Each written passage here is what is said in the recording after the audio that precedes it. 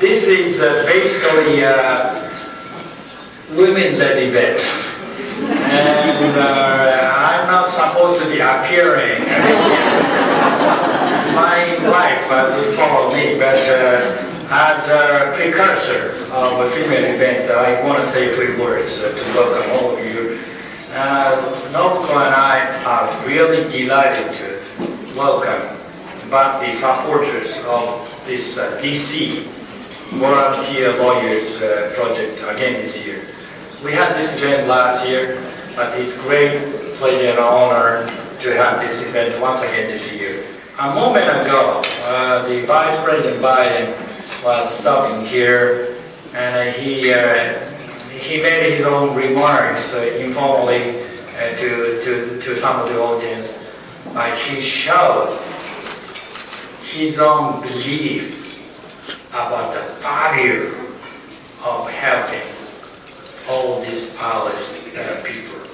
I would like to share this welcome by asking my wife Nobuko to say a few words, because this is a woman faced with women. The other day, I saw that quote on the abuse as experienced by the children, and that said that the worst kind of the fear was not the kind of the fear that made the children scream, but it was a kind of fear that still their voice and keep them silent. And so I'm very proud that we have the people, the ladies, who give the voice to the people in fear and lessen their fear. Not only the children are victims, but the victims of all different kinds of the domestic violence. In many cases, vulnerable women in the society.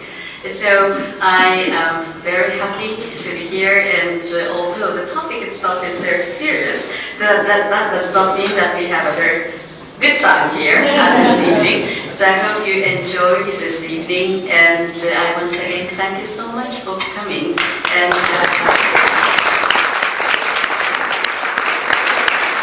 welcome, friends and family.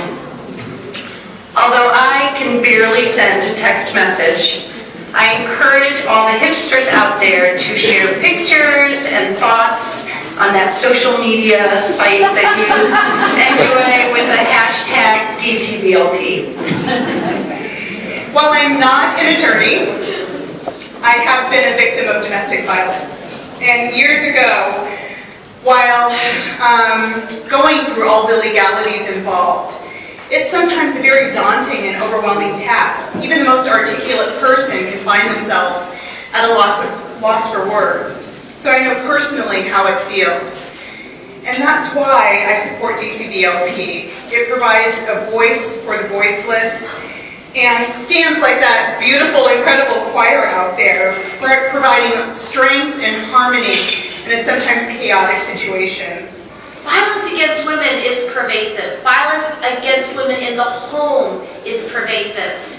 We see it every day on television. We watch it when NFL star after NFL star beats his wife in an elevator. Nothing is done. We hear the #1 draft pick, James Winston, is being sued for raping college girls. This is a huge problem across society, and what we have to fight against is the institutional bias that protects the status quo. That institutional bias is constantly closing ranks around the favored. So whether it's the favored NFL pick, or whether it's the favored military member, or whether it's the favored student, the person and people that are left behind are more often than not women. So we have to talk about that. Why is violence against women repeatedly over and over and over again the status quo in our society? Well, your stories matter. What you've experienced in your life actually matters. Your life experience, your history is unlike anyone else's. And so please use your voices, tell your stories, whatever they are. And when you tell your story, speak from the heart. Cry, be angry, have passion. Because Maya Angelou had it right when she said, I've learned that people will forget what you said. People will forget what you did, but people will never forget how you made them feel. Speak out, be heard, and change the world.